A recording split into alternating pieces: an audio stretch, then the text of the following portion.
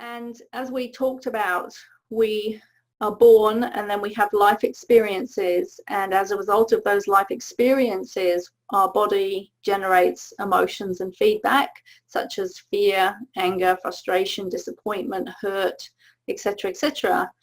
And these layers of emotions, or these emotions, build up and become layers of emotions which build up just like onion layers around us. But the thing is, we don't actually know it's happening. It becomes so automatic to not notice how we're feeling and to not allow ourselves to feel and to be afraid of feeling our feelings, that over time we literally disconnect ourselves from ourselves. And that's why we tend to start living above the neck in our head. So we're not aware of the emotional feedback that's going on below the neck, and the feedback from the gut feelings and how our heart is feeling, and these three brains that we have, two of which are in the body. We just live above the neck, in the head, trying to rationalize away everything, and a rationalization is a rational lie, and we just get disconnected from ourselves.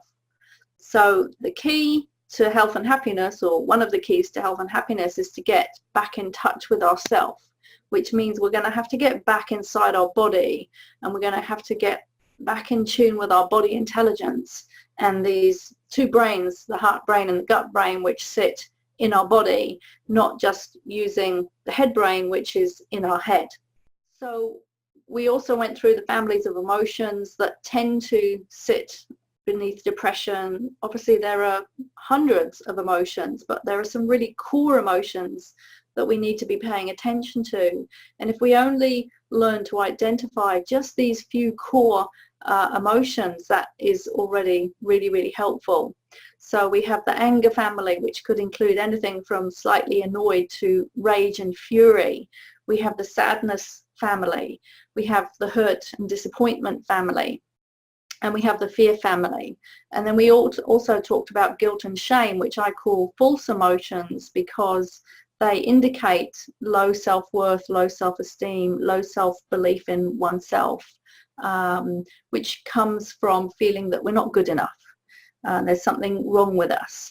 And there isn't, but deep inside there's a belief that there is something wrong with us, and that usually comes from old hurts and emotional wounds that haven't been healed, and so we made ourselves wrong and we made it our fault, because children just do that. They make things their fault because they don't want to make it the adults around them's fault, because if they were to do that, they might fear abandonment, which ultimately would be potential death.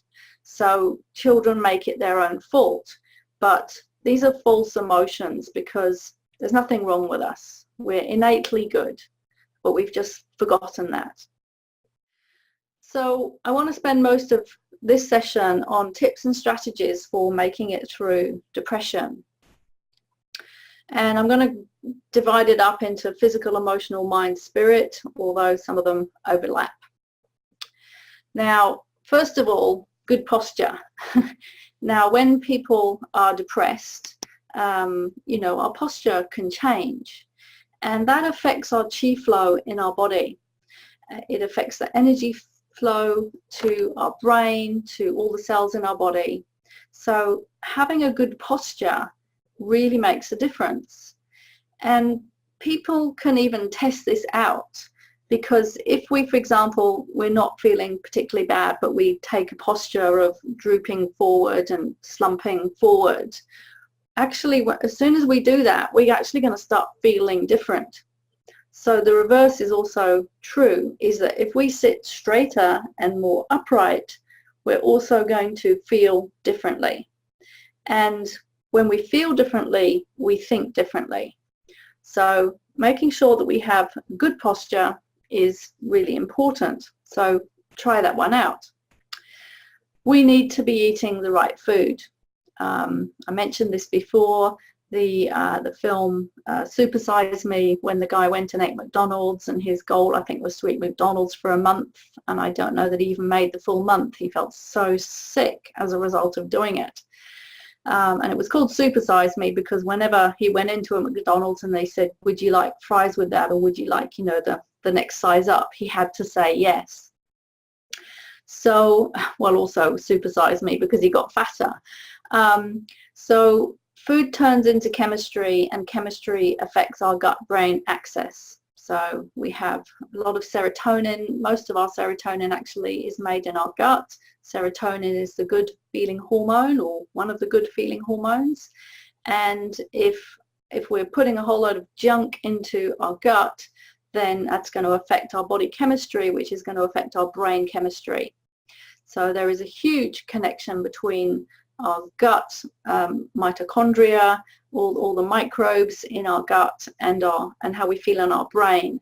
Now, what's really interesting about this is that a lot of the time people are focusing, for example, if they're wanting to change their microbes, they're focusing mainly on the physical, on changing their diet.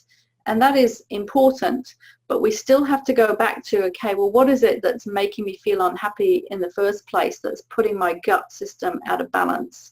And in my experience, it still comes back to the emotions, and it comes back to the stress. And often whatever is happening in our gut gets set up very, very, very early on in life. So, for example, I know for myself that it's called gut dysbiosis, which means the gut is out of balance. I know that started literally from the moment I was born, had a very traumatic birth, was not breastfed, was the stress response was very strongly set on literally from the moment of birth. And because our gut is our survival system, if we don't feel emotionally safe, it's going to affect our gut, because our gut is about survival. So we need to deal with these emotional issues, these emotional traumas, and heal these emotional traumas to really get full healing in the gut. Yes, it's great to change, you know, diet, and we may need to eliminate certain foods, and we're going to find our gut is better if we eliminate certain foods, and therefore our brain is operating better. We get less brain fog, for example, but we've still got to deal with the root emotional traumas. Now, breathing is really important, and I think I mentioned this before. A lot of people, what happens is when they don't want to feel, they start doing chest breathing, so just breathing from their chest or above the diaphragm. Now, the diaphragm is a big muscle that separates the upper torso from the lower torso, and our liver sits underneath the diaphragm on the right, and our stomach sits under the diaphragm on the left. And as we've spoken about before, different emotions are stored in different organs. So we have the anger and the frustration, which affect the liver, and overthinking and worry affect the stomach. So when we're worrying and overthinking, we sort of stop breathing properly over on the left-hand side. And when we've got a lot of pent-up frustration over issues that we're not dealing with, that affects the liver on the right-hand side, and we unconsciously stop breathing to that area of the body, and then we become chest breathers. And if you look at any baby, they breathe from the abdomen. So we have to get back to abdominal breathing. So for abdominal breathing, when we inhale, our belly should expand, and even though there's the arrow here on expanding forwards, actually the expansion should be forwards, sideways, and backwards. And when we exhale, then the belly just relaxes. So we have to train ourselves into abdominal breathing. Sunshine is really, really important. Unfortunately, in our modern life, we spend a lot of time indoors, and I'm guilty of that too. And our body needs sunshine and fresh air. And for example, in Samoa, which is a warm country here in the Pacific, their houses don't have walls. Their traditional houses don't have walls. They have the floor and poles and the roof, and then fresh air. And that is very, very healthy. So we need to get outside in the sunlight, we need to breathe in the fresh air, we need to do what is called sunning, which is closing our eyes with our glasses off, and if we wear them, and drawing sunlight into our body, into every cell. We need to stop sugar So sugar really messes with the brain. It gives a false high, and then we crash. It affects the pancreas, it affects the liver, the stomach, in terms of, putting things out of balance at a hormone level. It really messes with hormones. It is a big no-no. And the less I eat sugar, the more I notice the difference, because I was a huge sugar addict when I was a kid because it was emotional eating. Chocolate was my thing, and so was crisps, but the chocolate, the sugar, it was a craving because there was a craving for sweetness. So the interesting thing, and this applies to people with diabetes as well, is that when we're craving something sweet, we're really craving something sweet in our life, but not something to eat. We're craving sweetness. And this affects in the Chinese element system, it affects the stomach, the spleen, and the pancreas, which all go together as an organ system. And really, that system is the earth element, and it's all about support and nurturing. So if we don't feel nurtured enough and supported enough in our life by other people, that element, the earth element, which is connected with the stomach, the spleen, and the pancreas, is not getting enough support emotionally, if you like. And then it starts to crave sweet things. So often when we're craving sweet things, it's actually because we're craving sweetness in our life, but not from food, if that makes sense. But sugar really, really messes with us. And if you've seen, there's a few films out there, and I can't remember what they're called right now, but highly recommend, that Sugar film, I think it's called. Highly recommend it. What was really interesting, that I understood or learned about in that film, is that in the 1950s there was a choice point, like when you get to a fork in a road, and one fork went down the sugar is bad for you, and the other fork was carbohydrates are bad for you. And so they chose to go down the route of carbohydrates are bad for you, and then they didn't say that sugar was bad.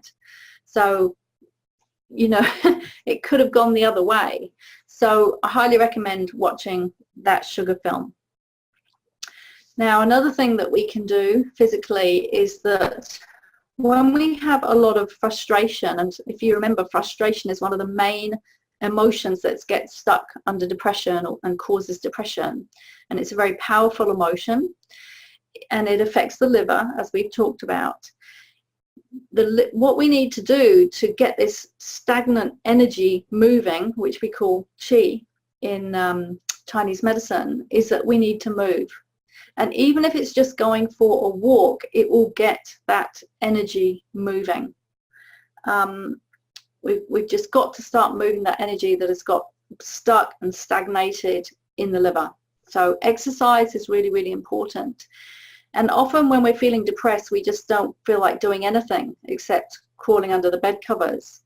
And even though it can be really difficult to make ourselves get up and move, we will usually almost always feel better afterwards. So sometimes we do have to use some, what's the word, willpower to get ourselves moving. Now we move to the mind. So one of the things that I've always done is reminding myself this too shall pass, because the only constant is change. It is a law of the universe that everything is always changing. And if you're familiar with the yin-yang symbol, the reason that there is a white dot in the black and a black dot in the white is because when something gets to an extreme in the universe, it turns into the opposite. It starts moving in the opposite direction. So we have to remember that this too shall pass, and it's really helpful to remind ourselves of that, just mentally and logically. And also, if you are the sort of person that has some cycles or waves of depression, and so you may be depressed for a few weeks or a few months or whatever, and then you're out of it, and then you're back in it, and then out of it again, and over time, hopefully these cycles will become less and less. it's really useful to remind ourselves, well, I made it through before, so there's no reason why I shouldn't make it through again. Because the problem is when we're depressed, as you probably know, it feels like forever. It feels like there's no light at the end of the tunnel. And then that brings with it the feelings of hopelessness and despair and all that sort of stuff. So if we can remind ourselves logically, well, I got through it before, so it's quite likely that I'm going to get through it again, that also helps. Because when we change our thoughts, we change our feelings. So that goes for both the previous one, this too shall pass, it's a thought, but that can bring a different feeling. And remember a previous time, I made it through before, that will also bring a more positive feeling. So emotionally, it's really important to share with other people and be open and honest. So find at least one person or two people to confide in and tell them what is going on. And remember to use lots of I statements and share the truth of how you're feeling, and that will lift a weight off your chest. And as we've already talked about, it's really important to be able to identify and clear our feelings beneath depression, and we need to learn how to notice and identify our feelings. So you can literally Google a list of emotions and see, well, how many of these emotions can I actually identify and label and know what they really are. We have to be able to identify how we're feeling at any given time. And then, as I've mentioned before, the 5 A's of emotional mindfulness and the ESCT technique, which I'm not going to go through here. Now, also what is really useful is to be able to get out and be around people. And even if we're not even talking with them, so for example, like going to a shopping mall where there are people around, so that there's a sense of connection, even if you're not talking with anybody. Because when we get depressed, we get very insular and isolated, or we can do, and often we don't feel like seeing people and we don't feel like getting out, and actually we need to, because we get too inwards in a way in depression, and one of the reasons for that is, so I'm just writing myself a note there, one of the reasons for that is because all this emotional energy is just getting suppressed inwards, and so all our energy is going inwards. So obviously, number one, we need to be identifying what we're feeling and dealing with those feelings and clearing them, but then we need to take other sort of worldly action in terms of, okay, well, I need to change my state, maybe, changing my posture, I need to change my breathing, I need to get out and get some fresh air, and I need to get out and be with people. Very, very important. And we also need to have more fun. We need to give ourselves permission to have fun. Go do something different. Now, I remember a few years ago when I came back from overseas, and I'd been away back to the UK for 3 months, and I felt quite down when I got back. And there were two reasons for feeling down. One is when you've been doing something different and you come back to reality, so to speak, it can be a bit of a downer. But the other reason was because I came back and after being away for 3 months, and my cat, who had been off colour when I left, was seriously ill and dying. And I was very, very upset by that. And the two things together, I just slumped into this depression, which was totally unexpected. I hadn't felt depressed for quite some time, for years. And the difference this time, though, was that I knew this too shall pass. I had techniques to deal with it.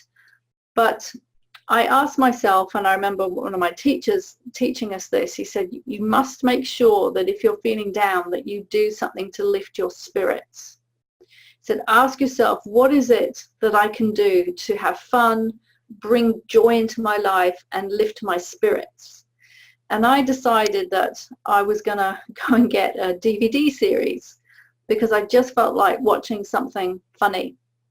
And I went out and I bought a DVD series, and I sat at home, this is in between working, for a couple of weeks watching this DVD series, and it really lifted my spirits. Now, I'm not saying that's, the best thing to do, the right thing to do, but it was what was right for me. And this is the thing, is that we have to find what's right for us. But whatever it is, we need to do something to lift our spirits. We've got to change that internal chemistry. We've got to start having more fun and enjoyment. And this is really, really important. And often, if we have all this old baggage inside of us from the past, then there will also be beliefs around, well, I don't deserve happiness, or I don't deserve to have fun, or I have to put work in front of everything else, or whatever it is. So we have to start giving ourselves permission to have more fun. And lastly, from a spiritual perspective, and as I said, some of these overlap. We could say this is emotional, but I'm just putting it in the spiritual category. We need to cultivate self-love, self-acceptance, and self-compassion. We must do this. If we don't have enough love for ourselves, we're going to be, for example, very hard on ourselves and beat ourselves up and have a lot of negative self-talk. And rather than having self-acceptance, we're going to have self-rejection. We're going to be constantly rejecting ourselves. Now, if you imagine you had a beautiful little child in front of you, adorable child that was, say, 4 years old, and you were constantly being mean and nasty to them and saying they were horrible, they were ugly, they're not a nice person, you don't love them, and you were doing that day after day after day after day, how long would it take before that little child felt absolutely horrendous about themselves? Well, probably it would only take about 10 minutes, never mind days, weeks, or months. But often we can be doing that to ourselves without even realizing it, because we have about 80,000 thoughts a day, and how many of your thoughts are conscious? So we create these negative self-talk habits and actions and behaviors where we're just not demonstrating enough self-love, self-appreciation, self-acceptance, and self-compassion. So what we have to do as an adult, if we're not doing this enough, and most people aren't, then we actually have to do what we call cultivate these virtues, these habits. And cultivation, and by the way, Qigong, Qi is energy and Gong is to cultivate, and Qigong is all about cultivating our energy. So we have to cultivate these habits, behaviors, virtuous energies. And so in the program, you'll see I've also added in a couple of exercises around this that you can do every day to cultivate self-love, self-acceptance, self-compassion, self-appreciation, etc.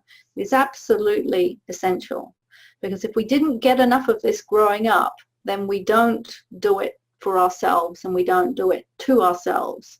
It's like we model ourselves on the people around us, and if we're not getting that coming externally from other people as we grow up, then we don't know to do it for ourselves, and instead we do the opposite. We do all the mean, nasty self-talk. So we've got to change that around, and the only person that can do that is us. Cultivating gratitude is also really, really important. Again, there's an exercise in the portal for this now. We need to cultivate gratitude for everything that's going on in our life, or at least some of the things that are going on in our life on a daily basis. Because when we practice gratitude, we change our chemistry, we change how we feel, and we change how we think. So this is a daily practice which is recommended by all spiritual teachers. We need to develop gratitude. And then whatever it is for us, we need to reconnect with the divine, whatever that is for you. And everybody has very, very different beliefs around what this even means. But one of the things that I've really come to see is that beyond us just being disconnected from ourselves, I feel there is a disconnection from our higher self, our true self, something bigger than ourself. And I can't even really fully say what that is because I don't know it yet for myself, but I do get a feeling that there is a disconnection from our true self or higher self. And so we have to somehow foster that connection and work on reconnecting. So for example, meditation, yoga, Qigong, these sort of practices help us to reconnect with that bigger part of ourselves, so that we feel supported by something that is bigger than just ourselves, and we don't feel alone, isolated and disconnected, because we feel this connection with something bigger beyond us, and that gives us a sense of support and nurturing. And sometimes, you know, we may need to just pray for help. When we get to those points of just utter desperation, again, I don't know, you know, what your religion is, and it's all different for so many people. It's a bit of a touchy subject, talking about religion, but let's just say we can ask for help from some unknown, bigger, higher source. And one of the things that I found really helpful when we're in this sort of pit of despair place is, rather than just saying help me, is to say help me to help myself. I found that really empowering, and I've had some amazing insights come when I've put it in this way. So it's because it's about us empowering ourselves rather than just, you know, people saving us left, right and center, because ultimately we have to save ourselves, and the only person that can save us is ourselves. And if we have grown up feeling very disempowered and are currently still feeling very disempowered, it can feel overwhelming to think, oh my God, I have to save myself. It certainly did for me. It's been one of the biggest challenges and lessons for me, is to learn that I have to become the master of myself. But saying help me to help myself, I found very empowering, so you can maybe try that out. And also, at some level, we have to accept what is. We have to accept, okay, right now this is my situation. I do feel depressed. I'm not happy, because stress is resisting what is, and whatever we resist persists. So this goes hand in hand with the 5 A's of emotional mindfulness. Accepting what is shifts something internally. It brings a sense of peace. And lessens the tension inside when we accept what is. So sometimes acceptance can be really useful. And there's a connection between acceptance and surrender. And I love this quote: surrender is the intersection between acceptance and change. And what I sometimes suggest, but you have to be really careful with this, so I'm just only sharing my experience of doing this, is occasionally surrendering into the depression can help. Now, I'm putting a disclaimer on this, that this needs to be done very carefully and mindfully, if at all. But I have found for myself that sometimes when things have got so bad, rather than fighting it and wanting to change and wanting it to be better and wanting it to be different, sometimes I've just said, okay, you know what? I give up. I surrender. I just give in to this depression.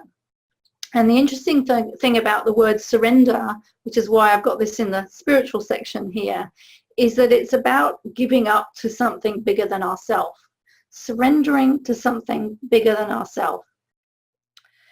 So lastly, to deal with everything, sometimes we're going to need to clear past trauma, and usually we're going to need help to do that, because personally I find it very, very difficult without help to deal with old traumas, you know, big emotional issues. And sometimes we're going to have to get professional help. It's just a reality. And I would say, this is just my personal opinion, but I would say that if you are not making progress in 3 months by doing this, that, or the other, whatever it is, then I would say that's a sign that some other help is needed. Because there's a saying, which I might have shared before, we can't solve a problem from the same level of consciousness that created it. And so if we're in this place where we have depression, and we got into it as a result of our thoughts, our beliefs, our unresolved trauma, our habits, etc., etc., unless we're significantly shifting that consciousness and those behaviors, etc. And obviously this program is very much about changing behaviors through the ESCT technique and emotional mindfulness, etc. But if we don't change anything, then nothing's going to change. And the definition of insanity is expecting a different result by doing the same thing. So, you know, don't struggle for months and months and years with depression. Not when actually it can be dealt with in a few months. And I've worked with a lot of people who have been, you know, they've been dealing with depression for months and years. And then when we work together, boof, in 2 or 3 months, they're, you know, it's more or less gone, or it's gone. So we don't have to stay stuck in it, but we're very likely to stay stuck in it if we don't seek the right help, if we're not getting anywhere. And especially if we're feeling suicidal, then we definitely need to get some help. So please remember that.